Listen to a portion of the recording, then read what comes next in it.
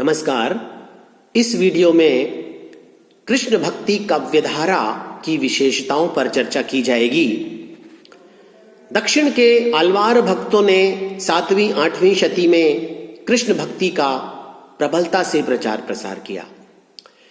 कृष्ण भक्ति को सर्वाधिक महत्व प्रदान करने में श्रीमद् भागवत पुराण का बहुत बड़ा श्रेय है।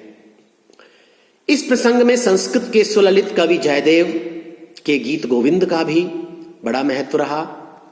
संस्कृत के साथ साथ प्राकृत के साहित्य में भी कृष्ण भक्ति काव्य की परंपरा हमें दिखाई पड़ती है। 10वीं शती के बाद जिन आचार्यों ने भक्ति आंदोलन को बल दिया और भक्ति आंदोलन को आगे बढ़ाने में अपना योगदान दिया, उनमें निम्बार्काचार्य, वल्लभाचार्य और चैतन्य महाप्रभु आदि ने इसके प्रचार प्रसार में अधिक रुचि दिखाई। कृष्ण भक्ति शाखा के काव्य का विकास प्रायः मुक्तक के रूप में ही हुआ और अष्टछाप के भक्त कवियों की संगीत लहरी से ही हमको उसका पूरा पूरा आनंद मिल जाता है। यद्यपि कुछ कवियों ने रामायण के अनुकरण में कृष्ण चंद्रिका लिखकर कृष्ण चरित को प्रबंध काव्य के रूप में लाने का उद्योग किया है, लेकिन वे लोग इस कार्य में यथेष्ट सफलता प्राप्त नहीं कर सके हैं। इसका कारण शायद यही मालूम होता है कि यद्यपि कृष्ण भगवान की लोकरंजक और लोकरक्षक दोनों ही रूपों में लोगों की रुचि अधिक आकर्षित हुई, तथापि लोग जितने गोपी कृष्ण की ओर आकर्षित हुए उतने द्वारकाधीश की ओर नहीं। भगवान श्री कृष्ण में ऐश्वर्य की अपेक्षा माधुर्य का प्राधान्य है। इसका संगीतमय पदों में ही अच्छी प्रकार से वर्णन हो सकता था। मर्यादा पुरुषोत्तम भगवान श्री राम के जीवन किसी अनेक रूपता में अष्टछाप के कवियों का मन नहीं रम पाया। इसी कारण प्रबंध काव्य के लिए उचित सामग्री उपस्थित करने में कृष्ण भक्त कवि शायद असमर्थ रहे। यदि कृष्ण भक्ति काव्य की सामान्य विशेषताओं की हम बात करें तो कृष्ण लीला वर्णन मध्यकालीन कृष्ण भक्त कवियों ने किया। लोकरंजनकारी कृष्ण की लीलाएं उनके लिए सर्वस्व रहीं। इस लीला में उन्होंने अनेक रूप कल्पित किए। कहीं वे बाल गोपाल की लीलाएं हैं, कहीं गोपियों के साथ रचे हुए रास आदि के चित्र में वे प्रस्तुत होती हैं, कहीं राधा कृष्ण की माधुर्यपूर्ण भावनाओं का चित्रण है। इस प्रकार समूचा कृष्ण भक्त काव्य माधुर्य भाव में आमग्न डूबा हुआ है। यद्यपि रीति काल के कवियों के समान इन्होंने संयम, विवेक और मर्यादा का उल्लंघन नहीं किया और सदा अपने काव्य में अध्यात्म भावना, वीतरागत्व और संयम से काम लिया। कृष्ण भक्त काव्य का मूल स्रोत श्रीमद् भागवत पुराण रहा। ये मैं पहले भी आपके सामने निवेदन कर चुका हूं और कवियों ने अपनी सामग्री वहीं से प्राप्त की, लेकिन कृष्ण भक्त भागवत का अनुवाद मात्र नहीं करते थे, बल्कि अपने काव्य में मौलिकता का निर्वाह करते थे। इन कवियों ने मौलिक उद्भावना से काम लिया और कृष्ण के चरित्र में एक नवीनता हमारे सामने रखी। लोक प्रचलित कृष्ण लीला का सदुपयोग किया और अपने युग और समाज के वातावरण के अनुसार अनेक नवीन प्रसंगों की उद्भावना की।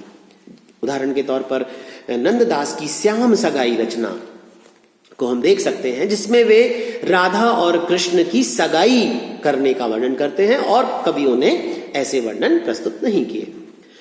रस चित्रण की यदि हम बात करें तो कृष्ण भक्ति काव्य में 3 रस प्रधान रूप से हमें मिलते हैं: वात्सल्य रस, शांत रस और श्रृंगार रस।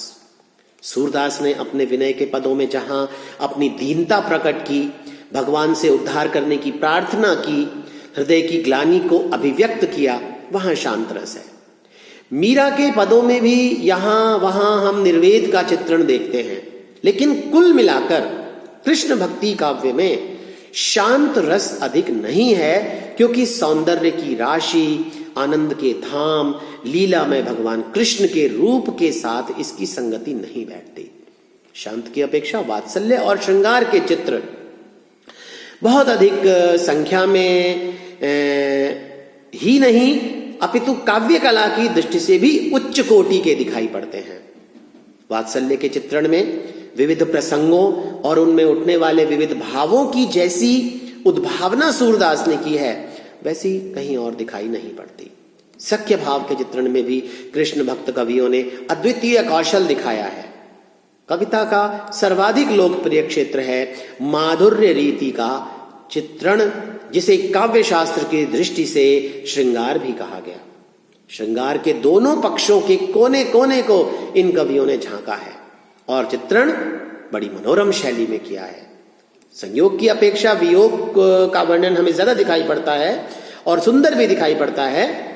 तो इस प्रकार इन तीन रसों में वात्सल्य के बारे में तो कहा जाता है सूर वात्सल्य का कोना कोना झांक आए हैं। ऐसा वात्सल्य वर्णन किसी दूसरे कवि में दिखाई नहीं पड़ता। अन्य रसों की दृष्टि से देखें तो वीर, हास्य और कहीं कहीं भयानक और रौद्र रस का वर्णन भी दिखाई पड़ जाता है। भक्ति भावना की बात करें तो कृष्ण भक्ति के मूल में भगवत रति काम कर रही थी, जो कभी वात्सल्य, कभी सख्य, कभी कांता में परिणत हो जाती है। इस भक्ति को प्रेम लक्षणा या प्रेमा भक्ति कहते हैं, जो वैधि भक्ति से भिन्न है। वैधि भक्ति में भगवान के ऐश्वर्यमय रूप की प्रधानता होती है, जबकि प्रेमा भक्ति में उसके सौंदर्यमय रूप की। वैधि भक्ति में लोक संग्रह की चिंता अधिक रहती है, जबकि प्रेमा भक्ति में लोक रंजन की प्रमुखता अधिक रहती है। कृष्ण भक्ति के सभी संप्रदायों में कांता भाव की भक्ति को अधिक महत्व दिया गया है। कहीं कहीं दास्य भाव की भक्ति और नवधा भक्ति के अन्य अंगों को भी चित्रण मिलता है, किंतु प्रधानता रागानुराग भक्ति की ही है। प्रकृति चित्रण की यदि दृष्टि से देखें तो कृष्ण भक्ति काव्य भावात्मक काव्य है। इसमें बाह्य प्रकृति का चित्रण या तो पृष्ठभूमि में हुआ है अथवा उद्दीपन के लिए या अलंकार के अप्रस्तुत विधान में।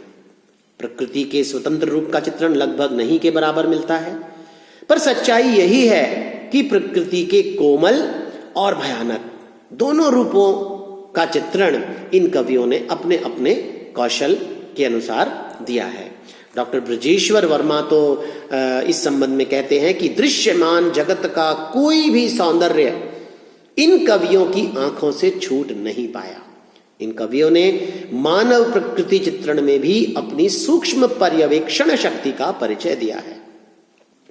और रीति तत्व के समावेश की दृष्टि से यदि हम देखें तो कृष्ण भक्ति काव्य में नायक नायिका भेद एवं भाव, हेला, रति और अलंकारों का भी विवेचन मिलता है।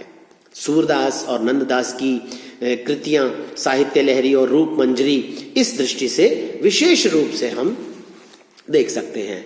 साहित्य लहरी में नायक नायिका भेद और अलंकारों का विवेचन है, तो नंददास की रचना रूप मंजरी में वह संधि, प्रथम समागम आदि का वर्णन दिखाई पड़ता है। अष्टछाप के अन्य कवियों ने भी नायिका भेद का वर्णन किया है।